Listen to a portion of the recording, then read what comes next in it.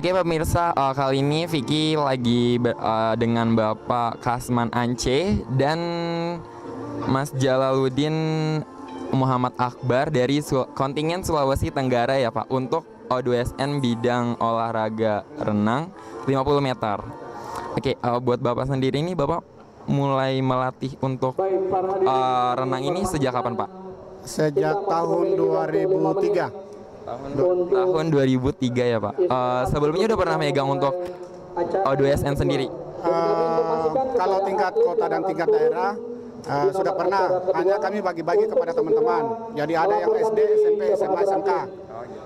Kita sudah bagi-bagi kepada teman-teman setiap tahun.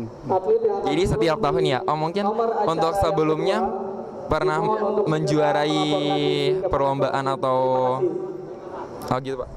Kalau untuk Muhammad Akbar, hanya tingkat daerah, SMP-nya hanya menempati juara kedua. Juara kedua SMP. Di SMP di Sulawesi Tenggara ya. Jadi kalau misalnya untuk Akbar sendiri nih, Akbar apa kabar? Baik. Baik ya. Akbar ini mulai berenang ini kapan? Dari SD. Dari SD ya. Kalau untuk mulai mengikuti event-event kayak O2SN atau lomba-lomba lain? Mulai kapan? Mulai dari SMP. Jadi mulai SMP udah mulai mengikuti lomba-lomba gitu ya. Mungkin ada salah satu prestasi yang prestasi tertinggi Akbar gitu? Ada hanya O2SN tingkat daerah juara 2 aja. Itu pas tahun 2013 dan 2014. 2013-2014 ya. Oke. Buat Akbar sendiri nih, ini Pak Akbar ini spesialis di renang apa sih? Gaya apa gitu Pak? Di gaya bebas. Di gaya bebas. Mungkin selain gaya bebas ada yang lain? Gak ada. Belum ada untuk spesialisnya, tetapi kita upayakan semua gaya dia bisa menguasai. Buat Akbar sendiri nih, mungkin pernah mengikuti lomba yang lain selain renang? Tidak pernah. Iya. Jadi khusus renang aja. Oke pemirsa semuanya, sekarang Vicky udah ada dengan Kak Reski sebagai ketua perlombaan di bidang olahraga renang ya Kak. Oke, Kak Reski ini bisa dikasih tau untuk peraturan sendiri nih kalau misalnya baru mulai nih gimana? Kalau untuk peraturan renang sendiri itu jelas, dari mulai pakaiannya dia harus untuk putra di atas lutut, di bawah pusar. Hanya itu saja. Selebihnya aksesoris hanya kacamata dan swim cap. Hanya itu saja, tidak ada aksesoris lain. Untuk masalah pakaian, untuk masalah lomba jelas sesuai dengan gaya yang diperlombakan dan sesuai dengan aturan rule yang ada di final rule tersebut. Untuk baik itu gaya bebas, gaya punggung, gaya kupu, ataupun gaya dada, itu sudah ada aturannya jelas diatur. Gitu. Kalau misalnya ada nggak sih mungkin peserta yang melakukan pelanggaran cuman dia tuh nggak tahu gitu Kak, itu gimana? Kalau untuk tingkat lomba, seharusnya atlet itu harus sudah tahu peraturannya gitu. Jadi ketika mereka melakukan pelanggaran, jelas sanksinya adalah diskualifikasi. Jadi setiap peserta setiap atlet yang melakukan pelanggaran itu langsung didiskualifikasi. Ya, pasti didiskualifikasi. Ketika memang pelanggarannya jelas, terlihat, ya mereka sanksinya adalah diskualifikasi. Kalau misalnya untuk gayanya sendiri nih Kak, di dalam olahraga renang ini gayanya ada gaya apa aja? Ada gaya dada, gaya punggung, gaya bebas, gaya kupu. Ada 4 gaya. Oke, Kak Reski, terima kasih atas waktunya ya. Semangat.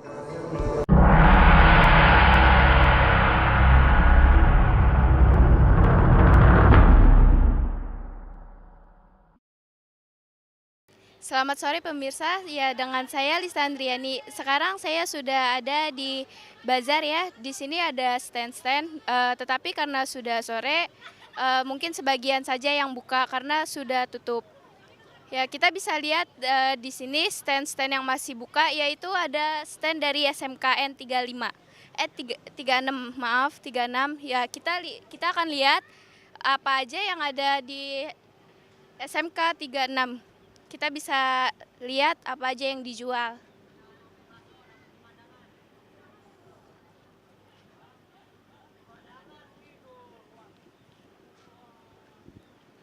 Ini Ya, pemirsa.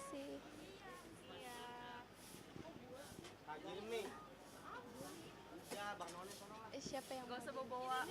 Oh ya. Selamat sore Mbak. Dengan Mbak siapa? Zilmi Fitri. Oh, ini di sini jual apa aja ya? Sebelumnya kita dari SMK 36 Jakarta. Iya. Kita di sini sekolah kelautan dan kemaritiman. Kita jadi memproduksinya di sini tentang rumput laut. Jadi ada dodol rumput laut, terus ada nastar. Ini kalau boleh tanya ini buatan sendiri atau? Iya, buatan siswa-siswa SMK 36 Jakarta. Kalau di olahan ikannya kita mempunyai ada abon ikan dari ikan tuna. Terus juga ada bakso, ada nugget, ada otak-otak, ada somai, dan berbagai macam yang bisa kita olah. Berarti itu buatan langsung dari siswa-siswi SMK 36 ya? Iya, itu buatan langsung dari kita dan pastinya itu juga hygiene ya. Dengan dijual ini satuan harganya berapa kira-kira? Kalau misalkan kayak seperti nastar, harganya ini 55.000 setoples. Untuk selai harganya itu berapa ya? Maaf. Oh iya. Harganya itu 20 untuk selai. Itu buatan sendiri ya? Iya. Jadi kalau misalkan untuk pembuatan selai yang ingin tahu ya, itu rumput lautnya kita blender, tapi jangan sampai terlalu halus, lalu campurkan gula dan perasa seperti itu. Ya, boleh kalau dengan abon ya. Abonnya cara pembuatan itu apa dikeringkan atau gimana? Kita masak sampai kering dicampur dengan bumbu-bumbu dapur. Kan ini basah ya. Kan kita kukus dulu ikannya. Lalu kita suwir-suwir gitu, kita hancurkan sampai seperti ini. Apa ada tambahan bumbu-bumbunya? Ya, kita pakai bumbu-bumbu dapur seperti Jadi itu. alami ya? Iya. Seperti itu. Ini Kalau ini dengan cistik. Iya, Nah, kalau ini kan ini pakai rumput laut juga. Iya. Tapi kalau misalkan seperti cistik seperti ini, kita memakai rumput lautnya rumput laut kering, seperti nori. Oh iya. Tahu ya? Ya, kita pakai nori soalnya kenapa? Kalau kita pakai rumput laut yang basah, itu sulit untuk dibentuk, untuk digilingnya. Jadi memakai rumput laut yang kering ya? Kering, agar gampang diolah, agar juga gampang dicetaknya seperti itu. Dan lebih tahan lama lah ya? Ya, karena kan kalau rumput laut basah, otomatis adonannya juga akan basah, seperti itu. Ya, ini dengan dodol rumput laut ya? Itu ini sangat ekstra bikinnya. Kayaknya baru pertama lihat ya dodol rasa rumput laut. Iya. Gimana pembuatannya? Sama seperti selai, kalau dodol rumput laut ini kita blender rumput lautnya sampai benar-benar halus, lalu dicampurkan dengan gula, vanili, habis itu ya seperti itu campur-campurannya kurang lebih ya. Lalu diaduk sampai dia tidak lengket. Oh, seperti itu. Ya kurang lebih ya 1,5 jam seperti itu. Untuk setengah kilo mungkin ya. Bukan mungkin sih memang iya. Iya, seperti itu. Ya, untuk dodol. Lalu kita bisa tambahkan perasa seperti anggur atau stroberi, pandan. Dengan harga berapa dijualnya? Untuk yang besar harganya 15. 15. Yang ini kecil 10. 10.000. Oh iya. Bagaimana ketika pembuatan itu berlangsung? Ataukah semuanya atau dipilih yang membuatnya itu? Kita kerjasama antara dua kelas 12 dengan kelas 11. Nah, ya jadi kita dibagi dua kelompok rumput lah ya. Kelompok rumput laut dengan kelompok pengolahan. Dan di dalam kelompok itu juga kita dibagi-bagi lagi. Dengan yang kelompok rumput laut ada 3. Dia yang basah seperti es, selai, dan agar-agar, sirup seperti itu.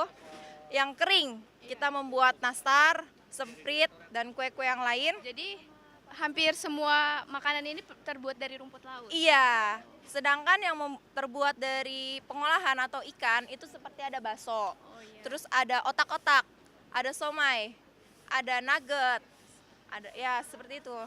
Kenapa makanan ini semuanya terbuat dari rumput laut? Kan ada bahan utamanya yang lebih dari rumput laut gitu. Itu alasan kenapa rumput laut dipakai itu apa? Simple. Oh, mudah dibuat. Karena sekolah kami